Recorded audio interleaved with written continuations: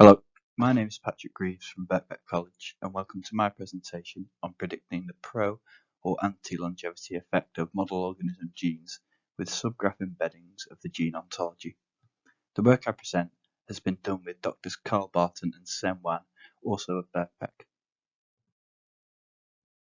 My presentation will first address the predicting of pro or anti-longevity genes of model organisms, i.e. what are we trying to predict.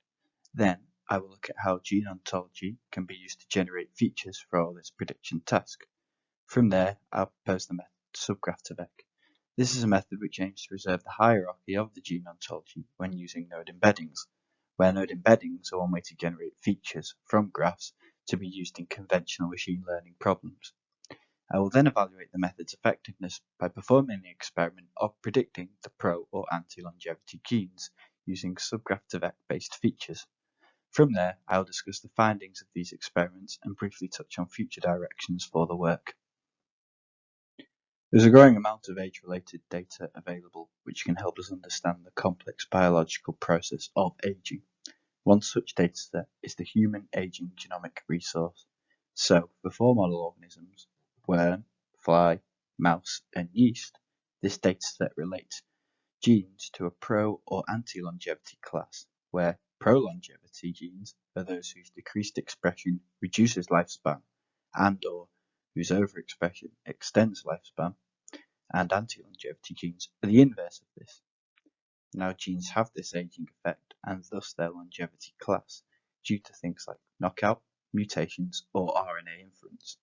The question then is, what features should be used such that we can predict the longevity class of genes for each of the model organisms? One way to do so is to look to the Gene Ontology, which is an approach inspired by Wan and Freitas, as cited in these slides. Genes of these model organisms are associated with terms of the Gene Ontology, or rather, Gene Ontology terms, what we will call Go terms, annotate these genes. Go terms represent the known gene functions, or to be more precise, the terms represent the protein and non-coding RNA molecules produced by genes across many species. The gene ontology then represents relationships between these terms in a hierarchical, directed acyclic graph, primarily through ISA relationships. Terms are arranged in a generalization to specialization manner. So from the most general term, the root node, we work our way down to the leaf nodes, which are the most specialized terms. We can exemplify this in the ancestral subgraph of the Go term representing bounding membrane of an organelle. This is the most specialized term in this subgraph. The black arrows here represent ISA relationships and the blue arrows denote part of relationships. So, our Go term here is a organelle membrane, which is a membrane, all the way up to the most general term, the root term, the Go term, cellular component. Now this root node denotes that the bounding membrane of an organelle Go term and all its ancestors in this subgraph are part of the cellular component ontology. The gene ontology itself is made up of 3 separate ontologies: the biological process, molecular function, and the aforementioned cellular component. Now, as mentioned, the Go terms annotate genes. Now, given we have these hierarchical ISO relationships, if a gene is associated with a certain Go term, then that gene is also associated or annotated by terms that are ancestors of this given Go term. Now, given this information, how can we generate features from the gene ontology? Note that the version of the gene ontology I use in this analysis is from the 26th of October 2021. In the first case, we want to preserve this hierarchy of Go terms that annotate the genes, and perhaps the most intuitive and easiest way to do this is to use binary vectors as features. These binary vectors denote which Go terms either annotate a gene or are ancestors of the annotating Go terms. To be more precise, in the binary vector for a given gene, 1 denotes either the Go term annotates the gene or the Go term is an ancestor of the annotating gene. 0 then denotes that for the given gene, the Go term is neither of these, but it is for another gene in the set of genes for the model organism. We can explain this with an example. Consider the subgraph shown and note that it's part of the biological process ontology, and this is by virtue of the fact the root node is this go term here. For the sake of this example, this subgraph includes all go terms that either annotate or are part of the ancestral subgraph of go terms that do annotate a gene or genes in the gene set. So it's complete for our set of genes. Now take one gene in this set of hypothetical genes and we say it is annotated by this go term here. Now to generate the binary vector for this, which we're going to use as a feature, we backpropagate from the annotating gene to the root node.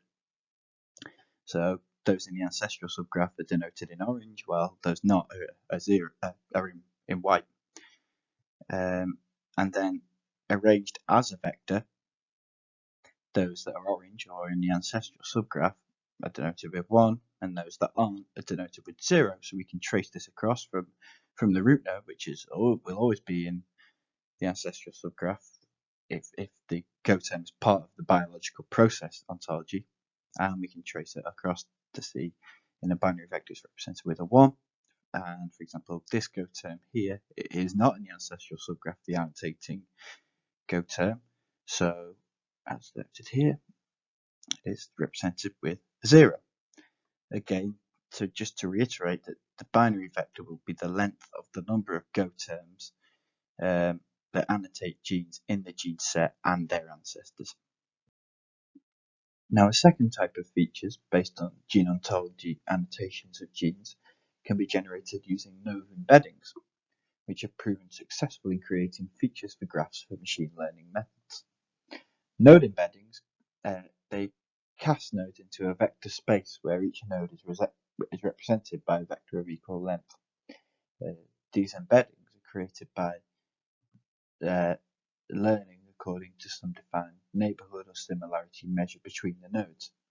The underlying intuition behind these node embeddings is that relations between nodes in the embedding space capture this defined neighborhood relationship between nodes in the input graph. The examples that will be used in this analysis include firstly node to vec. So this is a neighborhood measurement brought about by performing second order random walks over the graph, and it therefore aims to embed nodes that occur together on these random walks closely in the vector space. And secondly, an algorithm specifically aimed at generating features for the nodes of the Gene Ontology ActVec. This generates embeddings by optimizing 3 measures: its ontological uniqueness, its ancestral hierarchy, and its sub-ontology membership. Remember the 3 different ontologies from previous. Embeddings generated should therefore reflect each of these facts in the embedding space. So given a generated set of node embeddings for each term in the Gene Ontology, and given a set of Gene Ontology annotations for a gene, we want to combine the go term embeddings whilst preserving this hierarchy of Gene Ontology. So the method we propose is subgraph to vec.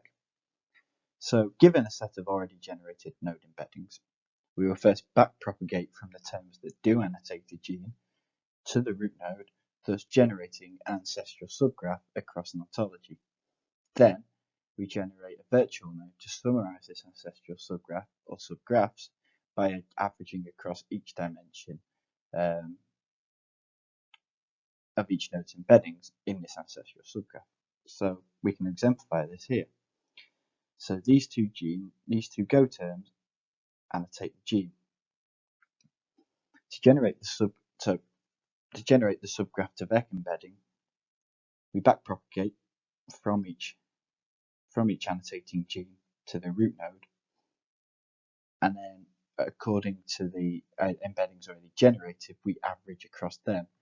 And this virtual node here summarizes the ancestral subgraph of the annotating go terms.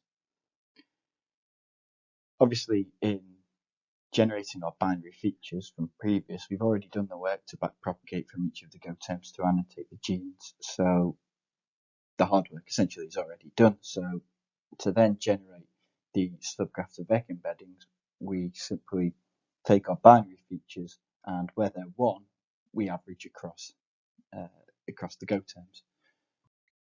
So we need to test the effectiveness of subgraph2vec's ability to summarize the hierarchy of the DAG as captured by the ancestral subgraph's virtual node. We do so by comparing the subgraph2vec embeddings with binary features. We're also going to evaluate features which are a combination of binary features plus subgraph2vec embeddings to see whether this can capture any information that the binary features alone don't capture. Remember, the experiment we're going to evaluate this on is using Go features, whether binary or node embeddings, to predict the pro or anti-longevity class of genes for 4 model organisms: worm, yeast, mouse, and fly. Now, for each of the 4 organisms, we have 7 potential features, both for binary and embeddings, and their combination. These features are made up of the Go terms in each of the 3 sub-ontologies of the Gene Ontology and their combinations, namely biological process, cellular component, molecular function, and their combinations as demonstrated in the slides. In terms of the experiment setup, node-to-vec embeddings were generated using the best performing parameters on the protein-protein interaction prediction task. All embeddings generated have 128 dimensions, and the prediction task was performed using a support vector machine. There was tenfold cross-validation over the training set, and a grid search was performed over the support vector machine hyperparameters. The grid search was performed firstly over the geometric mean, and second by using average precision. First, we look at results from the geometric mean, which is defined as the square root of the product of the true positive rate and the true negative rate. Perhaps the most striking result is the performance of node-to-vec subgraph embedding in the mouse dataset, shown here, where it outperforms all other features and quite considerably so too. In the yeast dataset, node-to-vec subgraph embeddings here are only bettered when they're combined with the binary features. These features, binary plus node-to-vec subgraph embeddings, also perform best on the fly dataset, as shown here, and in fact all features that include subgraph2vec embeddings outperform binary features in this case.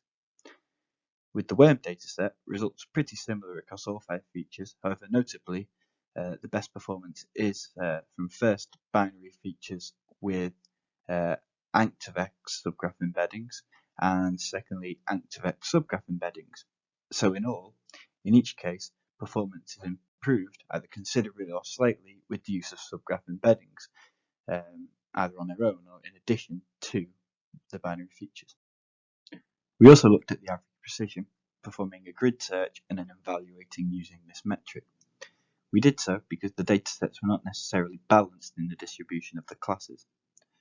As was the case with the geometric means, the most striking result was the performance of node-to-vec subgraph embeddings on the mouse dataset, as shown here. It achieved an average precision of 0.909, which is impressive. With regards to the fly dataset, the best performing features were Anc2vec subgraph embeddings, followed by node-to-vec subgraph embeddings, both outperforming binary features. All features in the yeast dataset had lower average precision scores when compared with the other 3, and whilst the binary features outperform subgraph2vec embeddings on their own, when combined with subgraph2vec embeddings, we see an improvement in performance. Finally, looking at the worm dataset, whilst binary features performed the best, these results were almost matched when binary features were combined with subgraph2vec based embeddings. Overall, clear outperformance by subgraph2vec based embeddings in 3 of the 4 model organisms can be seen as a decent indication of the method's ability to capture the hierarchy of the genes. To conclude, this presentation is centered on predicting the pro or anti-longevity class of model organism genes using subgraph embeddings of the Gene Ontology. In discussing this, we have proposed subgraph2vec, a method which aims to generate node embedding based features by exploiting the predefined hierarchy of hierarchical DAGs. In using these subgraph2vec based features to predict the classes, we can improve upon the performance of simply using binary features, which are generated by backpropagating from each Go term. Further directions for the research could initially focus on further validating this method, for instance, using other Go term embeddings. This could achieve a further improvement in predicted performance. Also, the subgraph to Beck embedding needs to be compared against methods that sum across GoTerm embeddings rather than, as in our case, taking the average. Further improvements and extensions can also be made to this method. As a final note, I'd like to thank Beck's GTA programme and providing for funding they have made this research possible. Thanks for listening to my presentation.